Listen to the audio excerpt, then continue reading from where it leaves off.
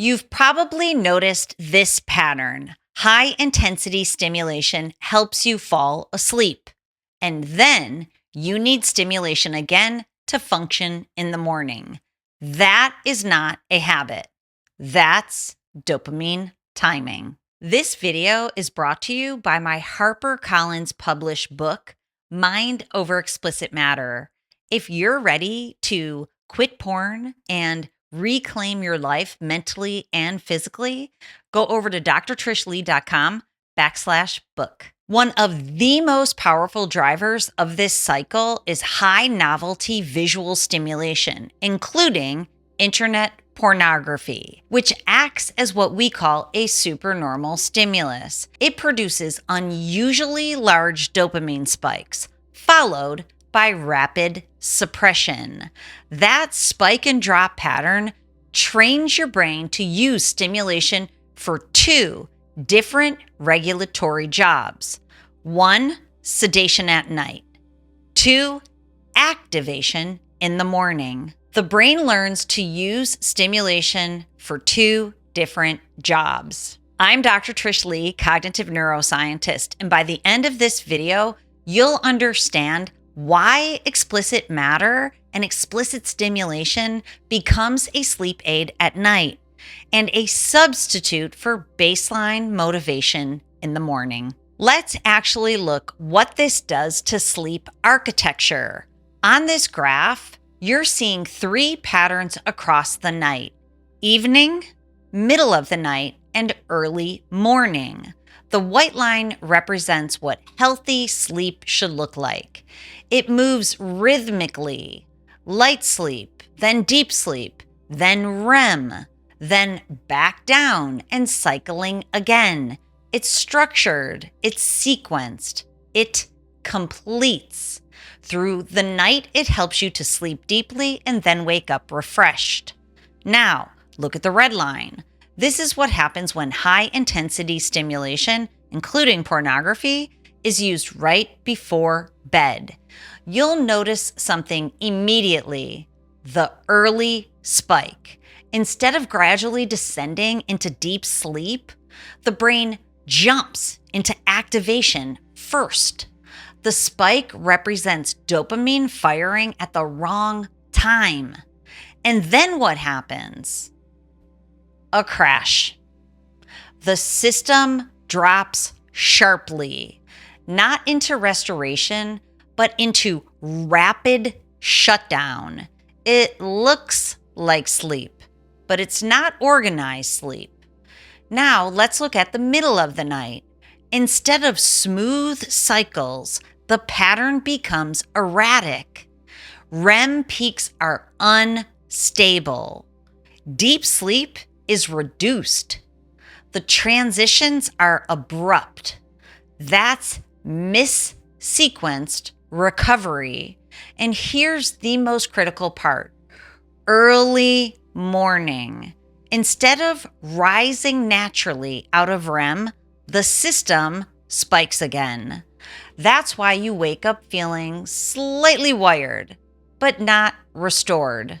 Sleep happened, but recovery didn't complete. Fast sleep is not the same as deep sleep, and this is where the hijack takes hold. This is what the hijack feels like in real life. Not exhaustion, not full-blown anxiety, just a constant sense that something is missing.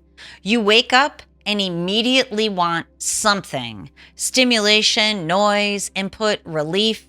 Silence feels uncomfortable. Stillness feels incomplete. Your brain keeps reaching for something to smooth out the edges, lift that fog just a little, start the day, finish the day, feel normal again. You're not tired, you're unfinished. Your nervous system is always looking for the next little tweak or adjustment. We are the first generation in history living inside an environment that provides unlimited nighttime stimulation, unlimited morning activation tools, and almost no social structures protecting natural sleep transitions, no cultural off switch, no environmental quieting, no shared rhythm of disengagement, just continuous access to intensity. So, what your brain experiences isn't just a personal behavior. This is really environmental neurochemistry, a world that keeps dopamine slightly elevated, slightly unstable, and slightly mistimed almost all of the time. We engineered a world that optimizes stimulation, not restoration. Here's where the hijack becomes the miswire.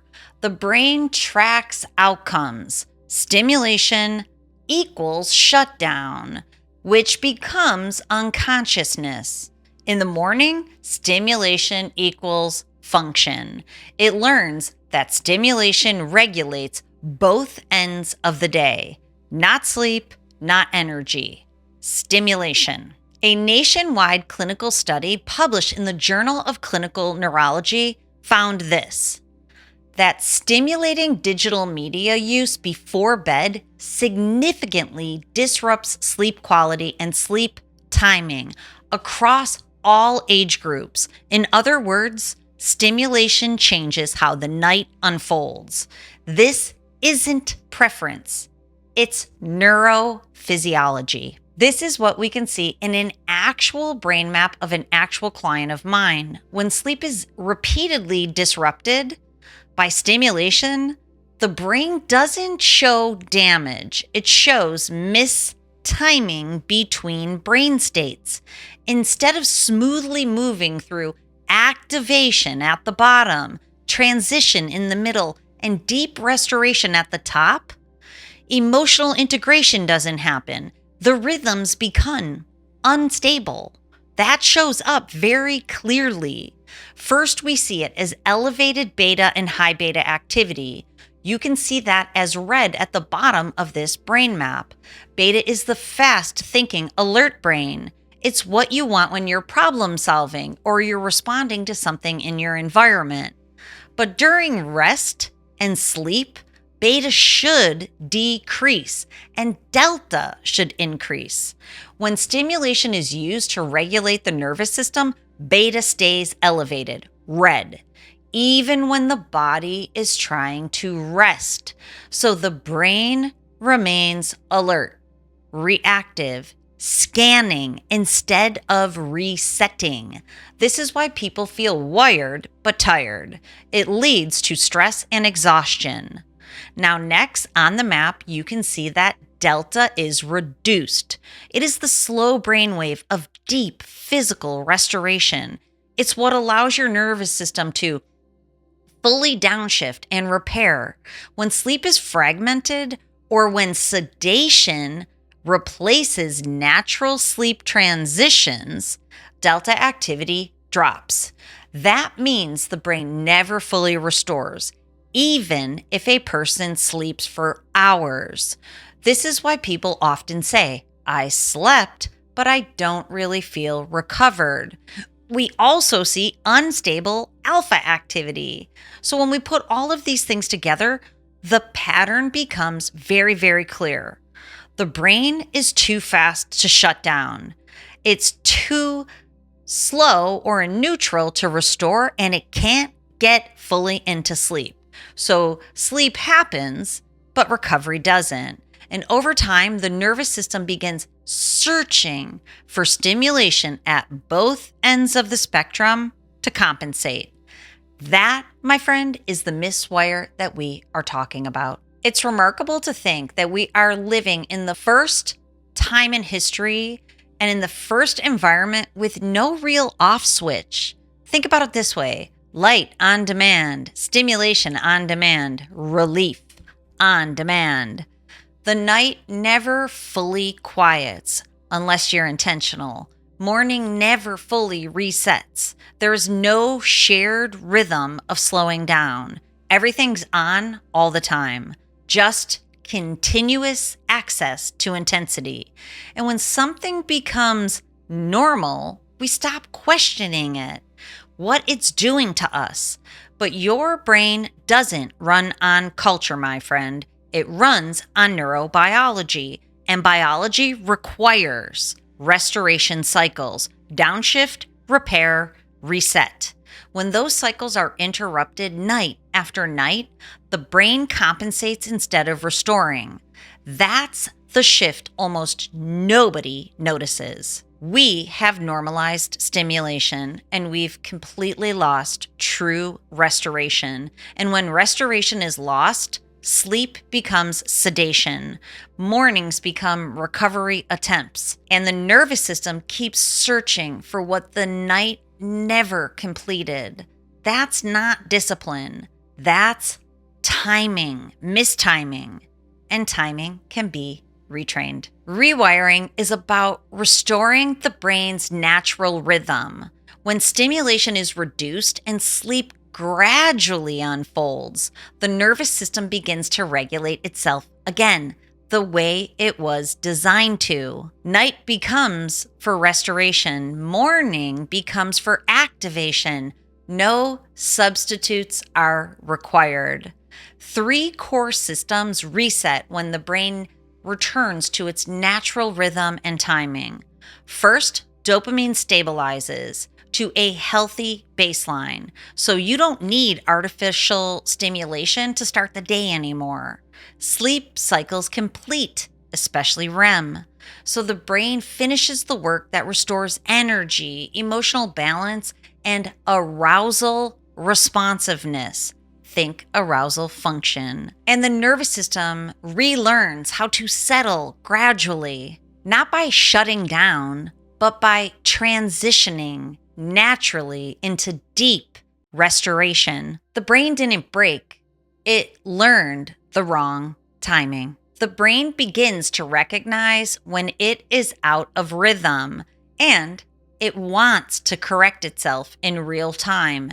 Instead of staying stuck in hyper alert or shutdown patterns, neural activity starts to organize itself into stable, efficient timing. Over repeated neuroregulation sessions, the overactive fast brainwaves can calm down. The brain learns to turn off. Those deep restorative rhythms can strengthen. The transitions between the fast thinking states and the smoother, neutral, then the sleep cycle states can happen more consistently.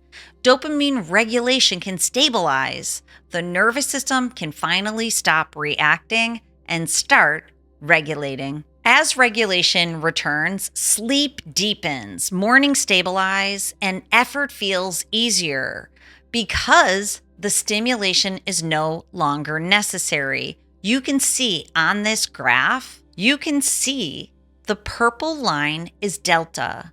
Delta represents that blue on the brain map, that sleep mode that was too low. There wasn't enough magnitude for the brain to engage in the sleep cycle. You can see on this client progress visualization trend screen that over time, as the brain regulates in that high beta, the red line of that fast energy that keeps you and prevents you from getting into deep sleep, as it decreases and as these lines stabilize and level out, now deep sleep can return.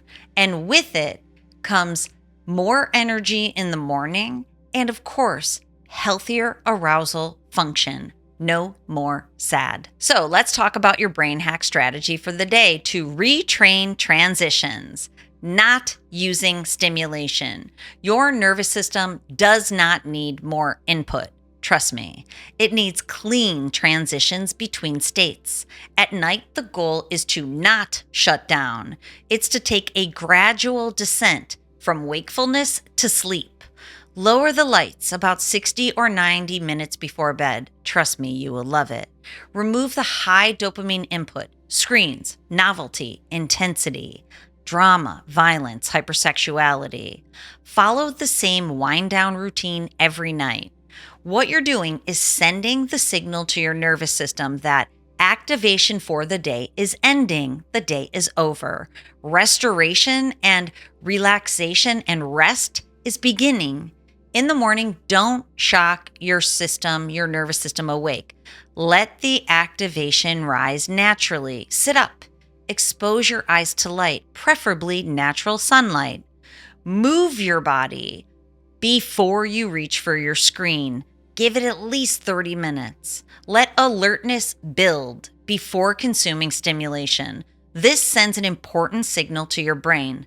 Rest is complete. Activation is beginning gradually. The nervous system relearns timing, how to settle gradually, how to restore fully, and how to activate naturally. No forcing, no sedating, just regulation. Retrain the transitions, and the rest will follow. This is how regulation feels when it's restored. Steady energy, natural sleep, responsive motivation. No sedation required, no compensation required, fully human baseline.